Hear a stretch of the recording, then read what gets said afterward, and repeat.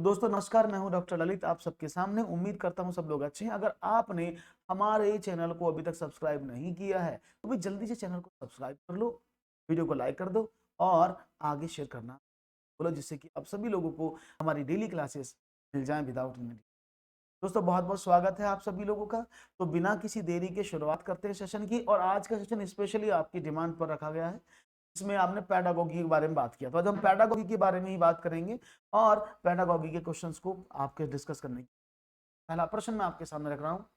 कक्षा 2 का शिक्षक हल करने के लिए छात्रों को व्यवकलन पर निम्नलिखित शब्द समस्या देता है। विक्की के पास 10 टॉफियां थी, वह अपनी बहन को 5 टॉफियां देता है।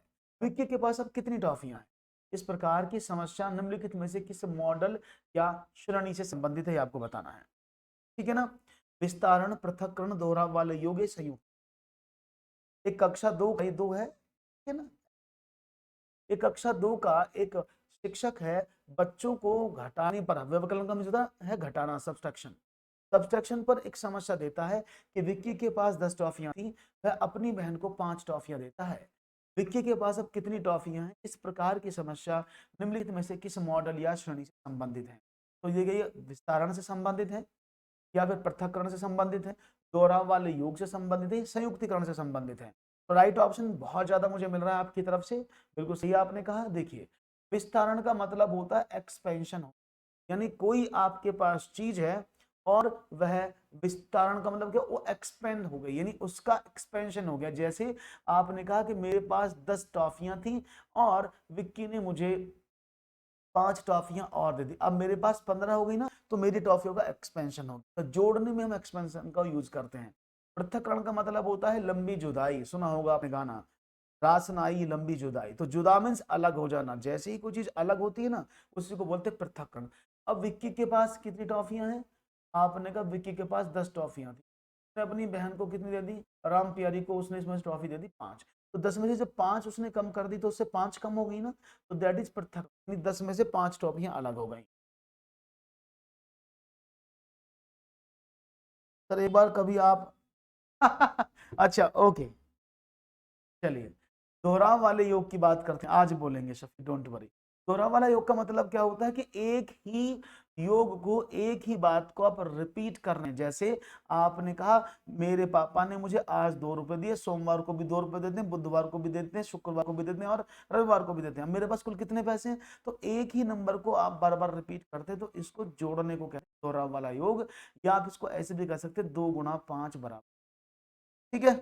बात करते हैं संयुक्तिकरण की। अब ये संयुक्तिकरण में क्या मतलब है, इसको भी समझो। देखो, संयुक्तिकरण का मतलब होता है दो चीजों का जुड़ाव, लेकिन याद रखना यहाँ पर दो चीजें काम करती हैं। संयुक्तिकरण में जब भी आप कॉन्जुगेशन की बात करते हो, तो वहां पर किसी चीज का योग जब किया जाता है तो संयुक्त रूप से बोला जाता है।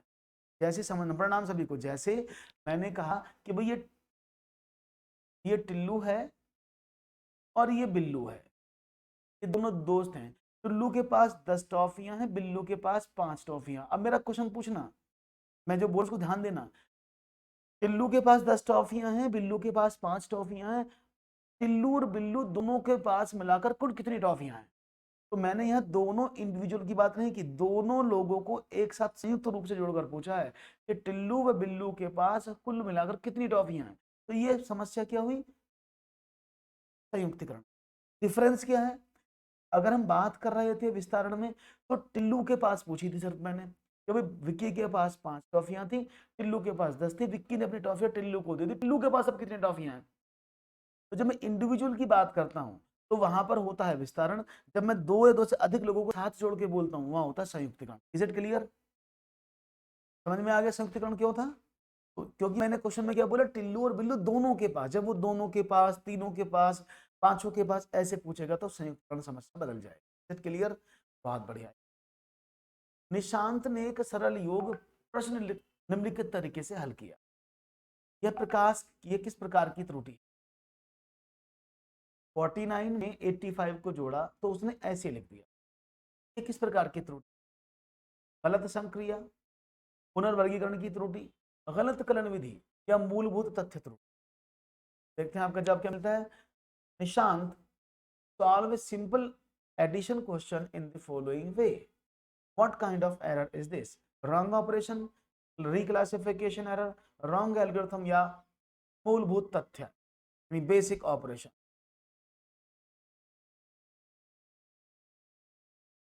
डीजे टिल्लू बनाएगा क्लियर क्लियर ओके ठीक। तो देखते हैं जवाब बी, पुनर्वर्गीकरण की त्रुटि। देखो, पुनर्वर्गीकरण की त्रुटि के साथ साथ अगर आपको पता है तो पहले समझ लो, गलत संक्रिय आपको पता होना चाहिए, तभी तो आप सवाल को हल करोगे। गलत संक्रियन, रॉन्ग ऑपरेशन का मतलब होता है कि बालक को जो ऑपरेशन करने को दिया जाए बच्चा उसको ना करके कुछ और ऑपरेशन परफॉर्म कर दे। जैसे बच्चों को बोला कि भाई बताओ कि a बराबर 10 और b बराबर 5 है, आपने बोला a प्लस बी बताओ, बच्चे ने a प्लस बी ना करके a माइनस बी, तो जो उसको बोला जाए ऑपरेशन करने के लिए, अगर वो उसको ना करके कुछ दूसरे ऑपरेशन को परफॉर्म कर दे, प्लस करने को बोला उसने माइनस कर दिया, उसने गुणा कर दिया, आपने गुणा करने को बोला उसने भाग कर दिया, तो यानी वो गलत ऑपरेटर का जब चुनाव कर लेता है तो उसको गलत संक्रिया कहते हैं। पुनर्वर्गीकरण की त्रुटि का मतलब होता है जब बच्चा जोड़ने की कोशिश करता है तो वो हासिल संबंधी गलती करता है। जोड़ता ठीक है, लेकिन गलती क्या करता है? हासिल संबंधी गलती। जब बच्चे ने यहाँ पर 49 में 85 था, इसको जोड़ा तो 9 और 5 14 होने चाहिए थे, फिर लगा 1 और 8 और 4 12 रखता है, 134 आना चाहिए। तो बच्चे ने क्या गलती की यहाँ पर? उसने हासिल तो जोड़ा नहीं है, साथ में उसे जोड़ा भी तो सही नहीं है। अगर वो 9 और 5 14 लिखता तो ये सवाल सही हो सकता था, तो ये पुनर्वर्गणी की गलती है क्योंकि उसने हासिल का सही प्रयोग नहीं किया और साथ में उसे जोड़ा भी सही नहीं। तो जब अगर बच्चा एक ही प्रश्न में मल्टीपल एरर कर देता है, मल्टीपल मीन्स वो मल्टीपल एरर कर देता, एक से ज्यादा गलतियां कर देता, तो वो होती है मूलभूत तथ्य की। हाँ, अगर ये सवाल ऐसे होता ना कि 49 में उसने 85 जोड़ा, 9 और 5 14 और 8 4 12 ऐसे लिख देता, तो इस सॉल्यूशन में बच्चों को पुनर्वर्गीकरण की त्रुटि होती, क्योंकि उसने जोड़ा सही है 9 5 14, जो हासिल प्लस 1 था उसने हासिल का प्रयोग नहीं। तो अगर ये सवाल इस तरह से होता तो पुनर्वर्गीकरण की त्रुटि होती, क्योंकि बच्चे ने जोड़ा भी सही नहीं है, इसलिए गलती कैसी है? मूलभूत तथ्य। क्लियर? याद रखिएगा, मूलभूत तथ्य की त्रुटि और पुनर्वर्गीकरण की त्रुटि में अंतर समझ में आया। अगर बच्चा हासिल संबंधी गलती करता है, कौन सी?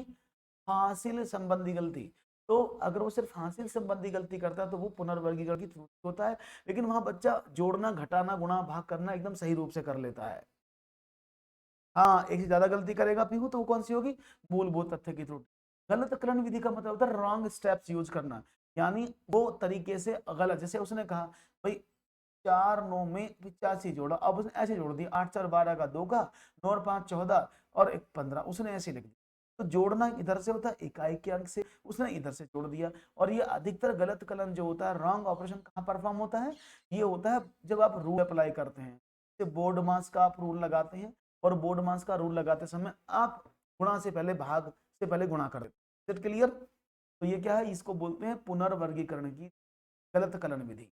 तो होप्स आपको चारों चीज समझ में आ गई होंगी, और ये इसलिए मैं समझा रहा हूँ डिटेल में क्योंकि एग्जामिनेशन में इनसे सवाल आ रहे हैं। ठीक है, आगे बढ़ते हैं। किसी प्राकृतिक संख्या का प्रत्येक अंक या तो 3 या 4 है संख्या 3 और 4 दोनों से विभाजित होती है, ऐसी सबसे छोटी संख्या क्या है ये आपको बता। देखते हैं जवाब क्या मिलता है। 333, 444, 44 या 4444। कोशिश करेंगे सब लोग इनका आंसर देने की।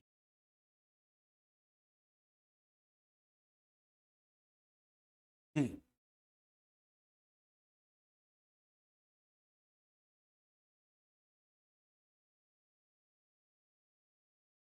444। देखो, आप सभी जानते हैं 3 या 4 से कटने के नियम क्या है, क्योंकि भाई वो संख्या या तो 3 अंकों की है 4 अंकों की है, और 3 और 4 दोनों से कटनी चाहिए। तो 3 और 4 से कौन से कटती है? 3 का नियम क्या कहता है कि संख्या के अंकों का योग, और 4 का नियम क्या कहता है? लास्ट के 2 नंबर। अब देखो, इसमें लास्ट के 2 नंबर तो नहीं कटेंगे, ये तो 4 से नहीं कटेगी, ये 4 से कट सकती है, ये भी 4 से कट जाएगी, ये भी 4 से कट जाएगी। अब 3 से चेक कर लो, 3 का रूल क्या कहता है? अंकों का योग। 4 प्लस 4 8, और 8 16, तो 3 से नहीं कटता।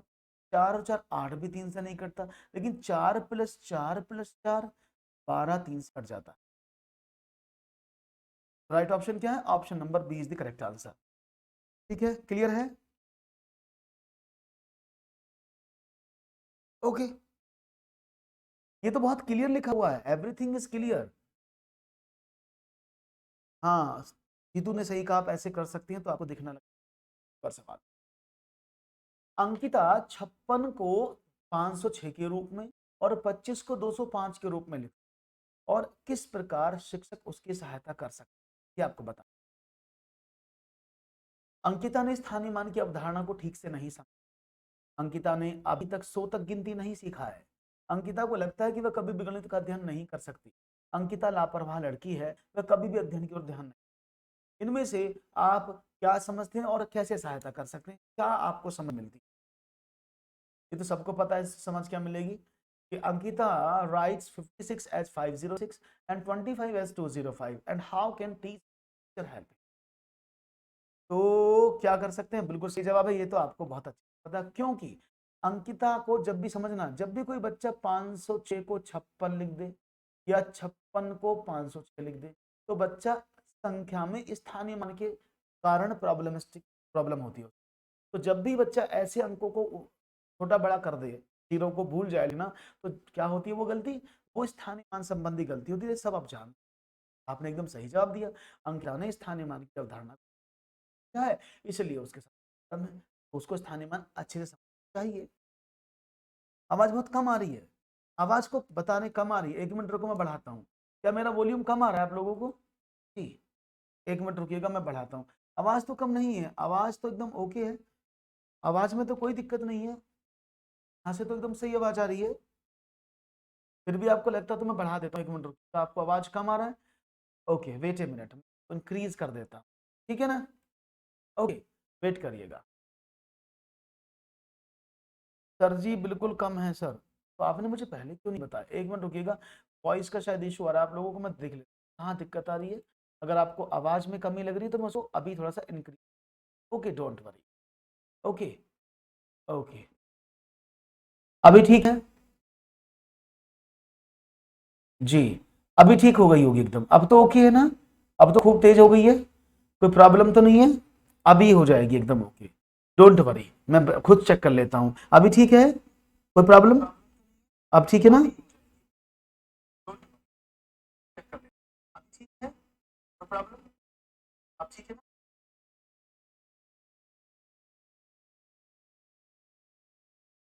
ओके, अभी क्लियर है, चलिए समझ, मैंने भी देख सुन लिया। तो नेक्स्ट प्रश्न की बात करते हैं, ये रहा। जब मार्बल या मनका आदि से विशाल को पढ़ाया जाता है तो वह अच्छी तरह से पाठ समझता है। उसे मार्बल का उपयोग कर पुनरावृत घटाव की तरह विभाजन करना पढ़ाया गया है। विशाल को क्या है, डिसलेक्सिया है, को ग्लन विकार है, वह गति परखने काइनेस्थेटिक बच्चा है, बहुत ही बुद्धिमान बच्चा है। तो देखेंगे जवाब क्या मिलेगा। जब मार्बल या मनका आदि से विशाल को पढ़ाया जाता है तब वह अच्छी तरह से पाठ को समझता है। उसे मार्बल का उपयोग कर पुनरावृत घटाव की तरह विभाजन करना पढ़ाया गया है। विशाल क्या है, विशाल को डिसलेक्सिया है, विशाल को गण विकार है, विशाल एक गति पर काइनेस्थेटिक है, या फिर बहुत ही बुद्धिमान बच्चा है। तो देखेंगे गलन विकार की बात कर रहे हैं, यहां पर कौन सा बच्चा है विशाल, तो आपको बता दें। देखो, जब मार्बल या मनका यानी मार्बल कंचा या कंकड़ पत्थर को लेकर के विशाल को पढ़ाया जाता है तो उसको बहुत अच्छी से समझ में आ जाता है। तो याद रखिएगा, 3 तरह के बच्चे मैंने बताए थे, एक बताए थे श्रव्य, एक दृश्य, एक गतिपरक, काइनेस्थेटिक जिनको बोलते हैं।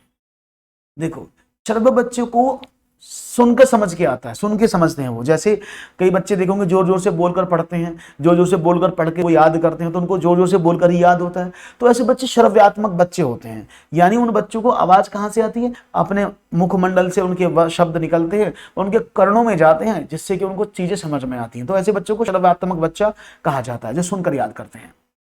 बात करते हैं कि दृश्यात्मक बच्चे कौन से होते हैं। उनको दृश्यात्मक क्या होता है, यानी जो बच्चा देखकर समझ लेते हैं। जैसे बच्चा मॉडल को देख लेता है, चार्ट को पढ़ के समझ लेता है ना, तो वो चीजों को सिर्फ विजुअलाइज कर लेते हैं। लेकिन कुछ बच्चे ऐसे होते हैं जो गतिपरक, जिनको काइनेस्थेटिक बच्चे बोलते हैं। और बच्चे कैसे होते हैं, जब तक वो बच्चे किसी मूर्त वस्तु को छूते नहीं है, जब तक वो किसी बच्चों को मूर्त रूप से नहीं छुपाते हैं, तो उनको वो चीज हजम नहीं होती है। कई बार आपने देखा होगा, जैसे यहाँ पर हमारा टिल्लू था, टिल्लू को 500 रुपए पाए रास्ते में, तो वो अपने दोस्त बिल्लू से बोला भाई आज मुझे 500 रुपए पाए। बिल्लू बोला सच में दिखाइए, बोला देख, बोला नहीं जरा हाथ में दिखा। तो वो हाथ में लेकर आप देखते ना उसको, जैसे आप हाथ में लेकर उसको देखते हैं मतलब उसे पता है 500 रुपए, लेकिन हाथ में जब आएंगे तब उसको समझ में आएगा यस इट इज 500। तो ऐसे बच्चों को काइनेस्थेटिक बच्चे कहते हैं। तो अगर बच्चे को किसी मूर्त चीज का सहारा लेकर स्पर्श करके छूकर कोई चीज समझ में आती है तो ऐसे बच्चों को काइनेस्थेटिक बच्चे कहते हैं। जी बिल्कुल, ओके क्लियर है। हाँ आप क्वालिटी को बढ़ा लो, बिल्कुल एकदम क्लीन वीडियो है। जी मुझे नीचे में बार बार देखता हूं आपके कमेंट्स को पढ़ने के लिए, ठीक है ना। ये सोच रहे सर आई कांटेक्ट नहीं बना पाते क्योंकि कमेंट्स मेरे पास देखने का यही जरिया है मोबाइल, जिससे कि मैं आपके कमेंट्स में देखता हूं और समझता हूं, ठीक है ना। तो मुझे यहां पर देखना पड़ता नीचे। राइट ऑप्शन समझ में आई, दैट इज गतिपरक काइनेस्थेटिक बच्चा है। क्लियर है, तो समझ में आया काइनेस्थेटिक बच्चे कौन से होते हैं। तो उसको तो मार्बल और मरका की सहायता से पढ़ाया जा रहा है, यानी कंचों की हेल्प से लेकर समझाया जा रहा है, कंकड़ की सहायता से लेकर समझाया जा रहा है। तो ऐसे बच्चे क्या होते हैं, ऐसे बच्चों को बोला जाता है गतिपरक यानी काइनेस्थेटिक बच्चा। राइट ऑप्शन था ऑप्शन नंबर बी जो यहां लिखा हुआ है। ए बी सी ये था, डी ये था। ओके चलिए एक और सवाल। मानसिक गणित नहीं है, इनमें से कौन सा मानसिक गणित नहीं है। हालांकि मैं आपको बता दूं मानसिक गणित जो है वो प्राथमिक स्तर पर पढ़ाया जाता है। कहां पढ़ाया जाता है, प्राइमरी लेवल पर, प्राथमिक स्तर पर बच्चे को मानसिक गणित पढ़ाने के लिए भेजा जाता है, ठीक है ना। तो प्राथमिक स्तर पर जो मानसिक गणित नहीं है इनमें से कौन सा जो है मेंटल मैथमेटिक्स नहीं है। एक तार्किक रूप से सोचना, छात्रों की समझ स्तर बढ़ाना, गैर गौर आनंददायक और छात्र मानसिक गणित करने का मजा पसंद करते हैं, मूलभूत गणित तथ्यों का स्मरण जैसे समय सारणी रटन रूप से जानना। हाँ कोई बात नहीं, कोई बात नहीं, पीयू मैं समझ गया, वो बी लिखा था तो जिन्होंने सी कहा वो भी सही, जिनका आंसर था वो सही है एकदम। राइट ऑप्शन क्या है आप समझ देते हैं कि बालक जब भी गणित में करता है तो मानसिक गणित का पहला उद्देश्य होता है कि बालक का तार्किक चिंतन बढ़ाया जाए, वो लॉजिकली सोचना शुरू कर दे। तो ऑप्शन नंबर एक तो करेक्ट है। बच्चों का अंडरस्टैंडिंग लेवल बढ़ाओ, ये भी सही लिखा है। गौर आनंददायक और यानी बालक जो है वो पूरा रूप से आनंददायक स्थिति में होते हैं जब समझते हैं, और छात्र मानसिक गणित करने का मजा पसंद करते हैं, क्योंकि अगर बालक को आनंददायक स्थिति से आप पढ़ाएंगे तो बालक को आनंद की प्राप्ति होगी, वो उसमें रुचि लेंगे। लेकिन आप कभी भी रटंत रूप से जानना, याद करना, ये एनसीएफ के खिलाफ है, क्योंकि एनसीएफ 2005 क्या कहता है कि बालक को रटकर नहीं समझाना, रटना नहीं है कुछ भी, बालक का अंडरस्टैंडिंग लेवल डेवलप करो, कॉन्सेप्चुअल पढ़ाओ जिससे कि वो चीजों को समझ जाए। तो राइट ऑप्शन क्या, ऑप्शन नंबर डी एकदम करेक्ट आंसर है। एक और सवाल, कक्षा 3 के छात्रों को गुणन पढ़ाने के लिए विभिन्न रूप नीचे दिए गए हैं, लेकिन वो सही अनुक्रमिक क्रम में नहीं है, चरणों के सही क्रम का चयन करें। ऑप्शन मैं लिख देता हूं जिससे कि आपको समझ में आ जाए।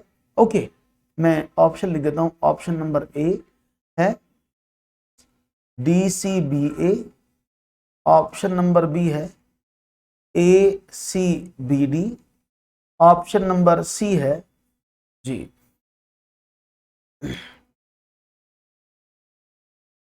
डी,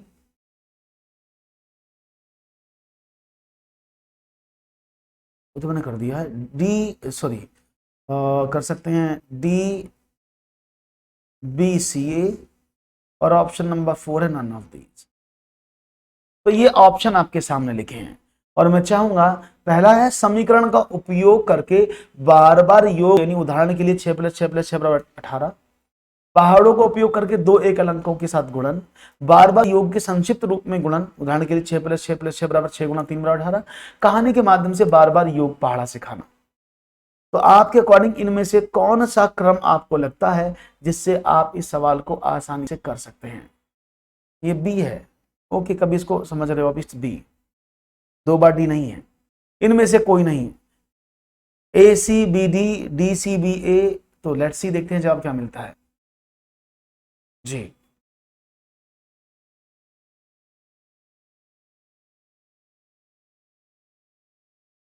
राइट ऑप्शन ए मिल रहा है, सी भी मिल रहा है। देखो समझ लो, आपको शायद पता हो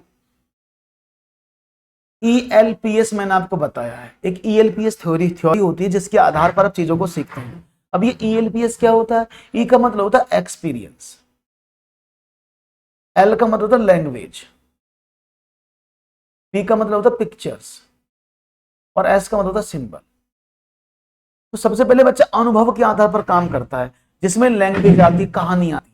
तो पहला ऑप्शन था, बच्चे को आप जो भी चीज समझाने की कोशिश करेंगे उसको कहानी के माध्यम से समझाएंगे। तो पहला ऑप्शन कहानी का था। जब कहानी बच्चा सीखता तो आप उसको गुणा नहीं सिखाते, आप क्या करते हैं, आप ऐसे सिखाते हैं 6 + 6 + 6, जैसे मैंने अभी बताया था, इसको बोलते हैं दोहराव वाला योग। इसको क्या बोलते हैं, दोहराव वाला योग। नहीं 6 को 3 बार ना जोड़कर आप 3 में 6 की गुणा कर सकते हो, तो बच्चा समझ लेगा कि 6×3 = 18 क्यों बोलते हैं। उसके बाद आप पहाड़ों का उपयोग बताएंगे, क्योंकि यहां पर मैं इसको कर सकता था, इससे पहले ये स्टेप आ सकता था 6 + 6 + 6 = 18। ये ऑप्शन जो है सी की जगह पहले ए आ सकता था, लेकिन यहां पर उसने एक इक्वेशन का नाम लिख दिया समीकरण का उपयोग करके। और जब आप बच्चों को गुणन समझाने की कोशिश करते हैं तो समीकरण जो होती है वो सबसे लास्ट में आती है, ठीक है ना, ठीक है ना। दी तो सेकंड, तो फर्स्ट पर क्या आएगा जी, मनीषा। सेकंड पे आएगा तो फर्स्ट पर क्या आएगा, समझ में आ गई बात, क्योंकि इसमें इक्वेशन लिखा हुआ है, समीकरण लिखा हुआ है, तो समीकरण का प्रयोग बच्चा सबसे लास्ट में करता है, इसलिए हमने समीकरण को नहीं बताया। तो सबसे पहले क्या करेंगे, बच्चे को कहानी के माध्यम से चीज सिखाएंगे, जिससे आप दैनिक जीवन से जोड़ेंगे उसको।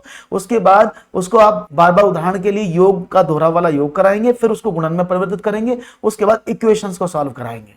राइट ऑप्शन क्या है, right option, option number A is the correct answer, DCBA is the right answer. So इसका क्रम जो डीसीबीए है। ओके, आगे बढ़ते हैं एक और सवाल की तरफ, कोई इशू तो मुझे बताइएगा। कक्षा में गणितीय दीवार का निर्माण करने से छात्रों को सहायता मिलती है। अब ये गणितीय दीवार क्या है, गणित में कठिन अवधारणाओं को समझने में, कक्षा में अपनी स्थिति के बारे में जानने में, अपनी उपलब्धियों का प्रदर्शन करने में, अन्य लोगों के साथ विचार और समस्या साझा करने में, और अपनी रचनात्मक क्षमताओं का प्रदर्शन करने में। हाँ, तो एक्सपीरियंस इसमें है नहीं ना, इसमें एक्सपीरियंस तो कुछ है नहीं ना, इसमें अनुभव तो कहीं आया नहीं ना, अनुभव में ही कहानी आ जाएगी। ऐसा नहीं कि अगर ये ई नहीं दिया है तो लैंग्वेज पर आएगा, जब इसमें ई है ही नहीं तो पहले नंबर पर तो यही आएगा ना। ओके, तो राइट ऑप्शन क्या है, कक्षा में गणितीय दीवार का निर्माण करने से। देखो सबसे पहले आपको ये जानना होगा, first of all you must aware about the mathematical wall. ये मैथमेटिकल वॉल क्या है, ये गणितीय दीवार क्या है, अगर आपको ये समझ में आ जाएगा तो आपका क्वेश्चन एक बार में बन जाएगा। तो आप में से कितने लोगों को अब से पहले जो बता रहा हूं मैं, इससे पहले गणितीय दीवार के बारे में पता था, एक बार मुझे कमेंट में यस करके बता दें। अब से पहले जो मैं बताने वाला हूं, इससे पहले कितने लोगों को गणितीय दीवार के बारे में पता था, तो मुझे कमेंट में करके यस बता दें कि हाँ आपको पता था। नहीं पता तो मैं बता देता हूं, ठीक है ना। चलिए, तो समझते हैं जवाब क्या था। कक्षा में गणितीय दीवार का मतलब, इसका आंसर तो आप सही दे रहे हैं, बिल्कुल करेक्ट आंसर है, दैट ऑप्शन नंबर डी। अन्य तो समझो ये मैथमेटिकल वॉल होती क्या है। देखिए गणितीय दीवार कोई स्पेशल दीवार नहीं है, ये कोई एक नॉर्मल दीवार हो सकती है, ये बोर्ड भी हो सकता है, जिस पर आप ऐसे एक दीवार पर कुछ खाने बना देते हैं या रोल नंबर लिख देते हैं, नंबर डाल देते हैं ऐसे करके, और यहां पर एक टॉपिक पूरी क्लास को दिया जाता है। जैसे हमने कहा कि आज हम बात करेंगे एलसीएम पर, फॉर एग्जाम्पल। तो गणितीय दीवार का मतलब क्या होता है, क्लास में जितने भी बच्चे होते हैं ना, वो एक एक करके सामने आता है और दीवार पर अपने व्यू, अपनी सोच, जो उसे एलसीएम के बारे में पता है वहां पर लिख देता है। जैसे उसने बोला एलसीएम का मतलब क्या होता है, छोटी संख्या होती है। दूसरा बच्चा आया, उसने अपना नाम लिखा, जी मेरा नाम है तुईराम, और उसने बोला ठीक है जी मैं एलसीएम के बारे में जानता हूं कि एलसीएम क्या होता है, वो सार्वगुणज होता है। एक बच्चा आया जी एचसीएफ, जब वो कॉमन डिजिट होती है। एक बच्चा आया वो बोला जी a into B is equal to LCM into HCF होता है। तो हर एक बच्चा जो आता है वो अपने विचारों को प्रदर्शित करता है सामने वाली दीवार पर, और बाकी बच्चे जो बैठे हैं वो जब दीवार पर जाते हैं तो उन सब चीजों को वो ऑब्जर्व करते हैं, और उन्हें यहां पर वो चीज लिखनी पड़ती है जो पहले नहीं लिखी गई है, जो पहले नहीं लिखी गई है। ठीक है ना। तो बच्चे जब पहले जो नहीं लिखी गई है तो अब क्या मतलब है, तो इस बच्चे को दूसरों के विचार जानने को मिलते हैं कि वो क्या क्या लिख रहे हैं, और फिर अपना विचार जो उन्होंने नहीं लिखा है उसके रूप में प्रकट करने को दिया जाता है। इससे बच्चे के अंदर क्या होता है, स्किल्स डेवलप होते हैं। Is it clear? याद रहेगा मैथमेटिकल वॉल के बारे में तो नहीं भूलोगे कोई भी। तो इसका मतलब क्या है कि अन्य लोगों के साथ विचार साझा और समस्याओं को साझा करने में और अपनी रचनात्मक क्षमताओं का प्रदर्शन करने में कि आप उसके बारे में कितने क्रिएटिव हैं। Is it clear? समझ में आ गई बात? बहुत बढ़िया। तो राइट ऑप्शन था डी, मैथमेटिकल वॉल, आपको समझ में आ गई है। एक और प्रश्न आपके स्क्रीन पर मैं रखता हूं, ये रहा। शिक्षक समूह में काम कर रहे छात्रों का अवलोकन कर रहा है। ये शिक्षक क्या कर रहा है, जो समूह में बच्चे काम कर रहे हैं ग्रुप में, उनको ऑब्जर्व कर रहा है। उसका अवलोकन समूह में सहयोग और सहकार, प्रत्येक छात्र की एकाग्रता और रुचि गतिविधि में एक एक छात्र की भागीदारिता पर केंद्रित है। इस गतिविधि के माध्यम से वह करने का प्रयास कर रहा है। एक, छात्रों का योगात्मक आकलन, छात्रों का रचनात्मक आकलन, समूह में काम करने वाले छात्रों को प्रशिक्षण देने का कार्य, जीवन कौशल में छात्रों को प्रशिक्षण देने का कार्य। इनमें से कौन सा है कि ध्यान से समझना कि वो क्या आकलन करने की कोशिश कर रहे हैं। समूह में काम कर रहे हैं बच्चे, उनका ऑब्जर्वेशन कर रहे हैं, अवलोकन में असेसमेंट हो रहा है। उनका अवलोकन समूह में सहयोग और सहकार के प्रत्येक छात्र की जो रुचि है, उसका क्या इंटरेस्ट है, वो क्या एक्टिविटी कर रहा है और कौन कौन सी एक्टिविटी में पार्टिसिपेट कर रहा है, तो इसको जानने का प्रयास रहा। इनमें से कौन सा होगा आपका जवाब? तो लेट्स सी, देखें आपका आंसर क्या मिलेगा। और मुझे उम्मीद है जवाब में गलती आप नहीं करेंगे और आसानी से जवाब देने की कोशिश करेंगे। तो आपने जवाब देने की पूरी कोशिश की है। सी ऑप्शन देखो, समझो, यहां पर वो अवलोकन कर रहा है, नहीं वो प्रशिक्षण पहले से दे चुका है। देखो, ट्रेनिंग के बाद आपका ऑब्जर्वेशन होगा, ट्रेनिंग से पहले ऑब्जर्वेशन नहीं होगा। तो जब आपको कोई चीज पता नहीं है तो पहले उसको पढ़ाया जाएगा, तब उसको ऑब्जर्वेशन किया जाता है, इसलिए ये ऑप्शन गलत हो जाएगा। ठीक है। अब दूसरा था जीवन कौशल से ना, जीवन कौशल का मतलब क्या है इसमें? नहीं, ये दो आकलन है, क्योंकि असेसमेंट कर रहा है तो अवलोकन जब करता है टीचर ऑब्जर्वेशन, तो क्या होता है, असेसमेंट होता है। अब योगात्मक आकलन कब होता है? आप सभी जानते हैं, इसको बोलते हैं समेटिव एग्जामिनेशन। जो समेटिव एग्जामिनेशन है, समेटिव असेसमेंट है, वो सत्र के अंत में या सिलेबस को खत्म होने के बाद किया जाता है। जब सत्र खत्म हो जाए या फिर सिलेबस खत्म हो जाए, ये फाइनल इवैल्यूएशन होता है। जबकि रचनात्मक मूल्यांकन बच्चों को ड्यूरिंग द सेशन किया जाता है, जब वो पढ़ रहे होते हैं, उनकी रचनात्मकताओं को पहचानने के लिए, उनके अंदर क्या स्किल्स उनको जानने के लिए, उनके अंदर क्या कमी है उनका फीडबैक देने के लिए। तो रचनात्मक आकलन, जिसको प्रारंभिक आकलन या जिसको एफए भी कहा जाता है। तो राइट ऑप्शन था ऑप्शन नंबर बी। याद रहेगा जी, कोई प्रॉब्लम नहीं होनी चाहिए। सवाल बड़ा आसान था और आपने इसको आसानी से कर डाला। बहुत बढ़िया। अब आगे बढ़ते हैं और एक और सवाल की बात करते हैं। बढ़िया जवाब दे रहे हैं आप लोग, वेल डन गाइस। एक और सवाल, निम्नलिखित में से कौन सा एक गणित में समस्या हल करने की रणनीति नहीं है? इनमें से which one of the following is not a problem solving strategy in mathematics? A, रटंत अधिगम, परीक्षण और त्रुटि, रेखांकन, या पीछे से हल करना, सॉल्विंग बैकवर्ड। इनमें से कौन सा गणित समस्या को समाधान हल करने की स्ट्रेटजी नहीं मानी जाती है? तो लेट्स सी, देखते हैं जवाब क्या मिलता है आपका। कौन सी नहीं मानते हैं आपके अकॉर्डिंग? तो ये तो आप बताएंगे और मैं तो सिर्फ कुछ देखूंगा आप क्या बताना चाह रहे हैं। तो देखिए, इन सभी को जानने की कोशिश करेंगे। अगर हम रटंत अधिगम की बात करते हैं तो एनसीएफ 2005 क्या कहता है? एनसीएफ 2005 कहता है कि रटना बिल्कुल मना है, इट्स प्रोहिबिटेड, गलत है।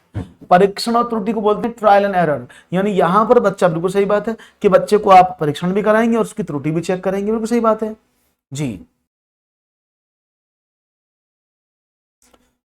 एफ ए, हाँ मार डाला, लेकिन माई सी डेटा इज 30 क्वेश्चन को। ओके शफी, रेखांकन दैट इज अंडरलाइन करना, तो ये एक समस्या हल करने की रणनीति है। जब आप पढ़ते तो अंडरलाइन करते तो इसका मतलब तो ये हो गया, इसका मतलब ये हो गया, जिससे कि आप आसानी से समझ लेते हैं।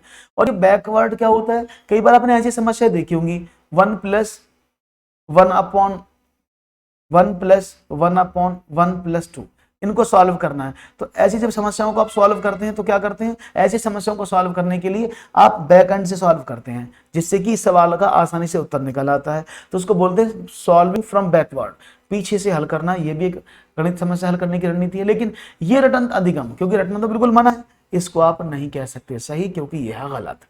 आगे बढ़ते हैं एक और सवाल की तरफ और देखते हैं वन मोर क्वेश्चन क्या है।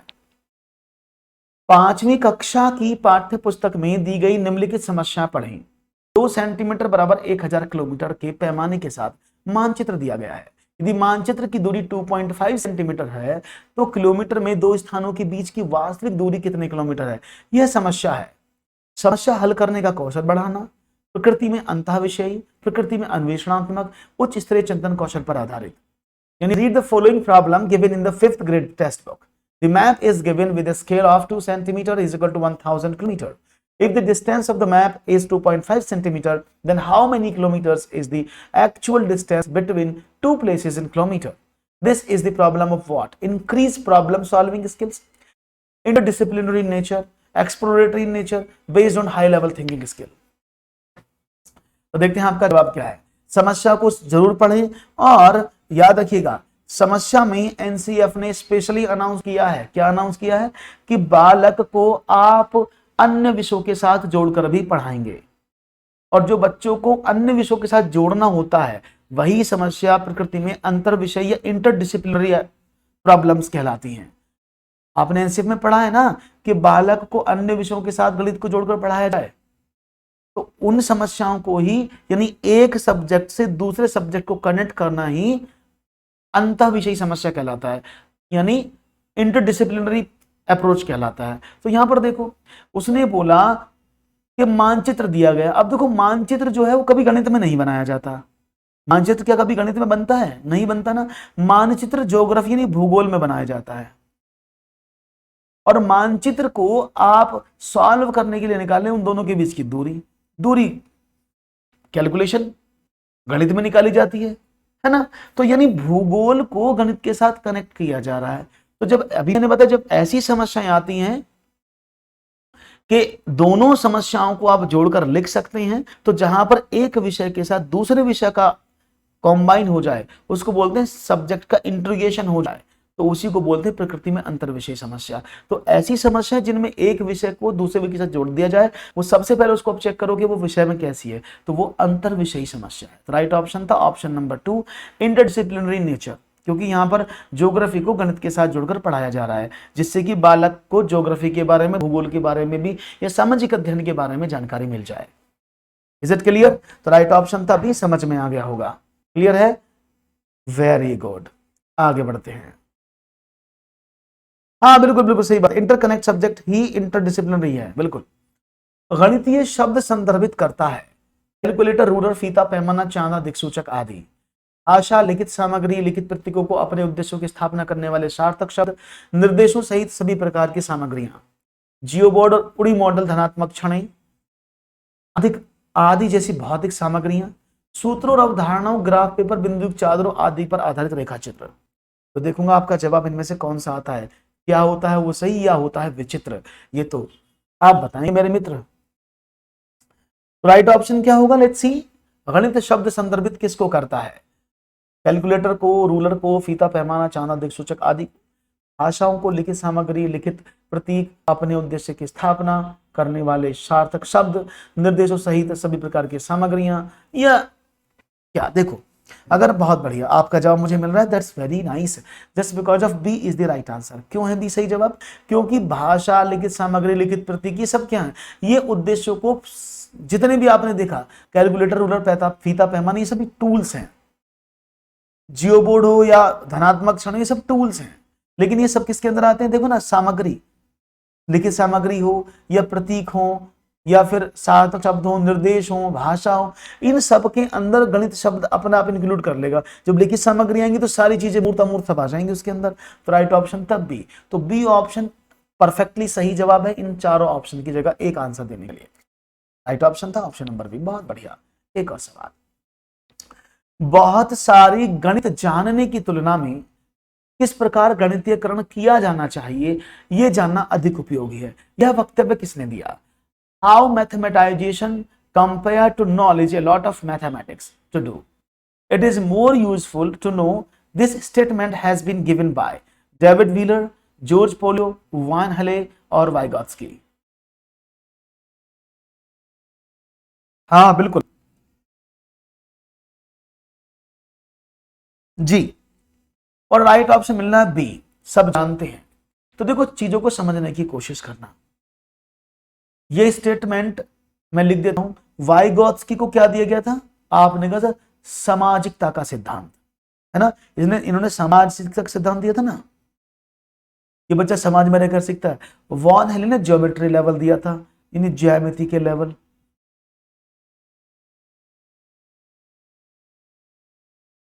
जॉर्ज पोलियो ने क्या बताया था? जॉर्ज पोलियो साहब ने गणित के दो भागों में उद्देश्य डिवाइड किए थे। एक थे संकीर्ण यानी संकीर्ण उद्देश्य, दूसरे थे उच्च उद्देश्य यानी निम्न और उच्च। तो जॉर्ज पोलियो ने गणित के उद्देश्यों को, गणित पढ़ाने के उद्देश्यों को दो भागों में बांटा था, संकीर्ण उद्देश्य और उच्च उद्देश्य। शायद आपको याद आ रहा है, ये सीटेट में भी पूछा गया सवाल था कि जॉर्ज पोलियो से सवाल आया तो उन्होंने क्या किया था। तो उन्होंने गणित को उद्देश्य को दो भागों में बांटा था, एक उच्च उद्देश्य, एक निम्न उद्देश्य, संकीर्ण उद्देश्य भी बोलेंगे। तो डेविड व्हीलर ने ही कहा था ये वाली बात कि गणित जानने की तुलना में गणित ग्रहण कैसे किया जाए, यानी गणित जानने से बढ़िया है कि हाउ टू सॉल्व मैथमेटिक्स। अब मैथमेटिक्स का मतलब क्या होता है कि बालक कौन सी अवधारणा को, कौन से कॉन्सेप्ट को किस जगह लागू करना है, किस सवाल को किस वाले मेथड से सॉल्व करना है, इसको कैसे रिप्रेजेंट करना है, कैसे शॉर्ट से करना है, ये सब जानना ही गणितीकरण है।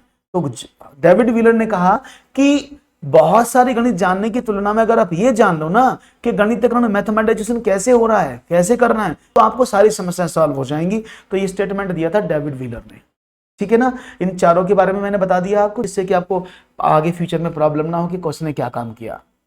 एक और सवाल, शिक्षक ने छात्रों से पत्तियां इकट्ठा करने और समरूपता पैटर्न की पहचान करने के लिए कहा। यह कार्य शिक्षक का प्रयास दर्शाता है ए, गणितीय अवधारणाओं के साथ वास्तविक जीवन के अनुभवों को संभावित करने का, अंतः विषय दृष्टिकोण से परिचय बढ़ाने का, छात्रों के बीच रचनात्मकता बढ़ाने का, या गणितीय विचार में सुधार लाने का। तो देखते हैं आपका जवाब क्या मिलता है इस सवाल के लिए। ये गणितीय विचार है, देखिए ना, कभी इनको आप गलत कर लो, दैट इज गणित विचार। अब क्लियर हो गया? Okay Sushilta, very good. तो किस तरह की है, देखो बिल्कुल सही बात कही आपने, एकदम सही बात है कि भाई गणितीय अवधारणाओं के साथ वास्तविक जीवन को अनुभव करने का। लेकिन ये होता कि किसके अंदर आता है? गणितीय अवधारणाओं को दैनिक जीवन के साथ संबंधित करना। अभी 2 मिनट पहले मैंने बताया था, ये किसके अंतर्गत आता है? हमेशा यही जवाब सही नहीं होगा भाई। जब आप अपनी चीजों को दैनिक जीवन से जोड़ेंगे, दैनिक जीवन तो और दूसरे विषयों में आ जाता है।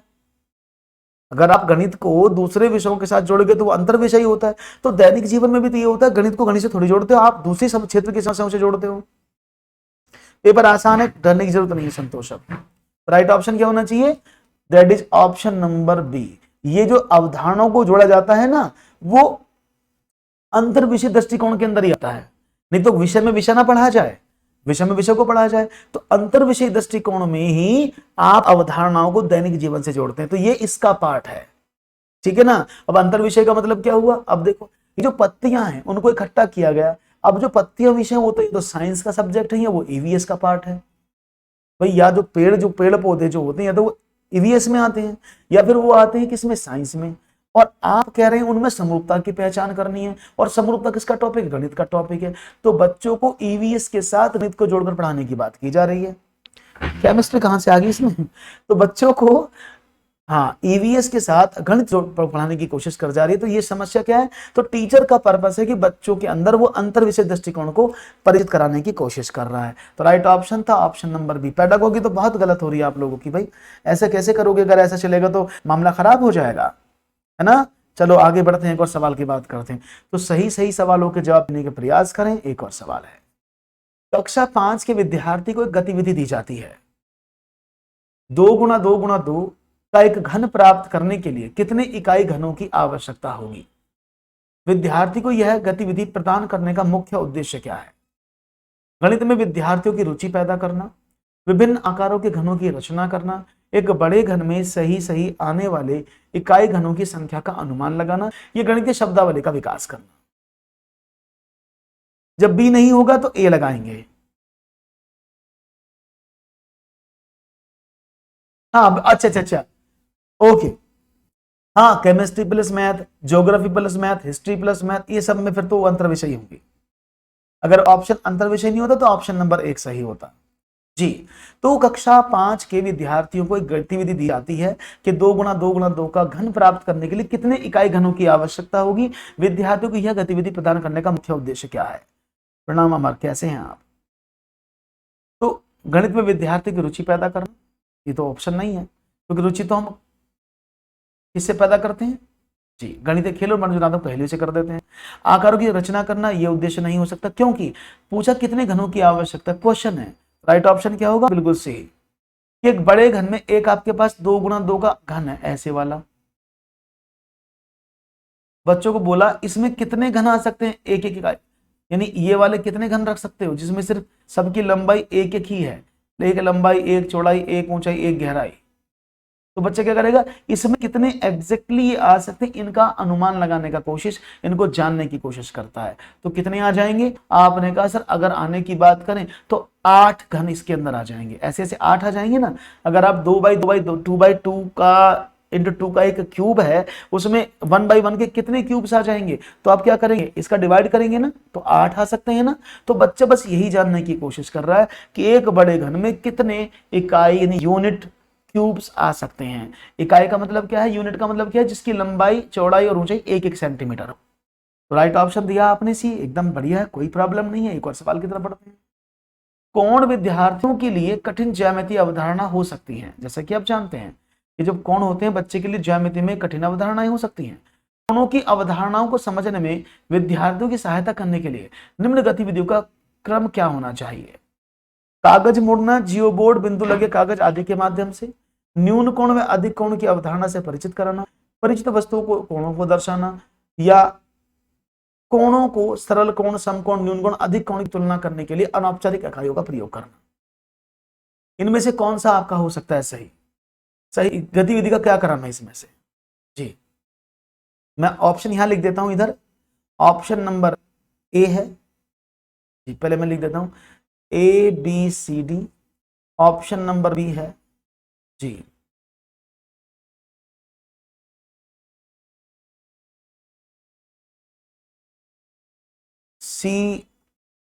CBAD।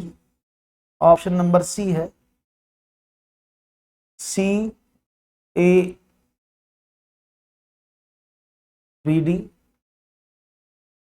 और ऑप्शन नंबर डी है ADCB।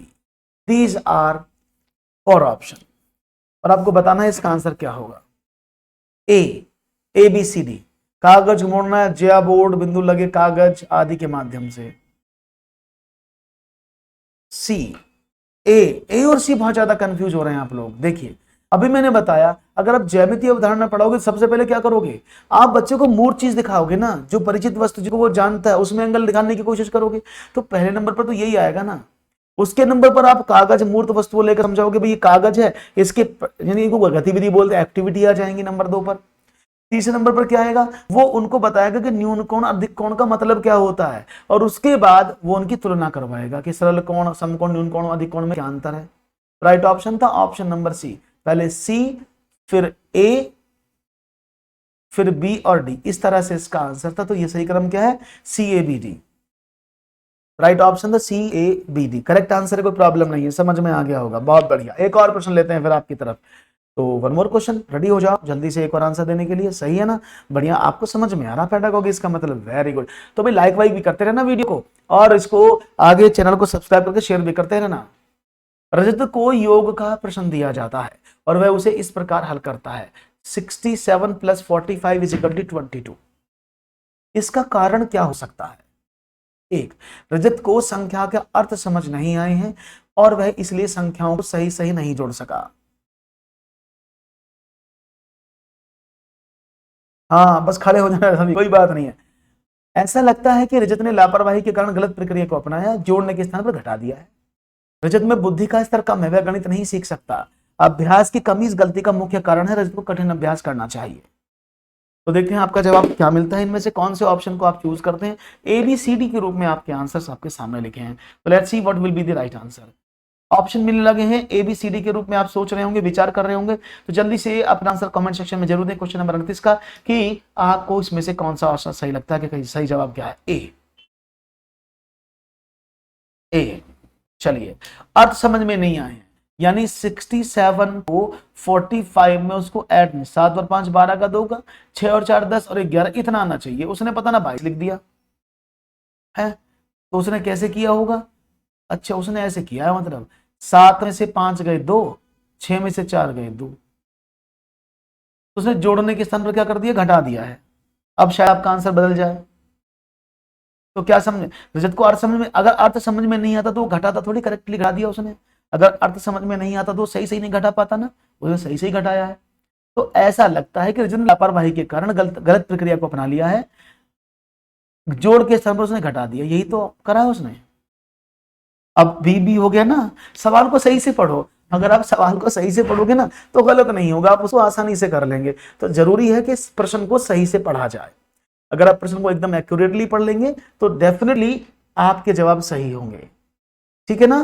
तो राइट ऑप्शन था option number B, correct answer है। आगे बढ़ते हैं, एक और सवाल की बात करते हैं। बहुत बढ़िया से आपका खूबसूरत नजारा क्वेश्चंस का। लीला को भाग का एक प्रश्न हल करने के लिए कहा गया, उसने इसे इस प्रकार हल किया।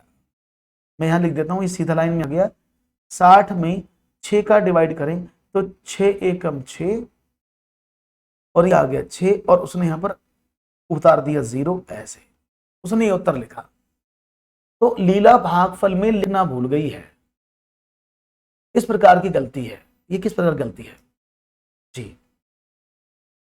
यानी वो उसमें यहां पर 0 लिखना भूल गई। भाई जब यहां से वो 0 उतारता, यहां से कॉपी करता जी, जब वो कॉपी यहां से करता तो 6 का डिवाइड नहीं जाता, तो यहां उसको 0 लिखना पड़ता ना।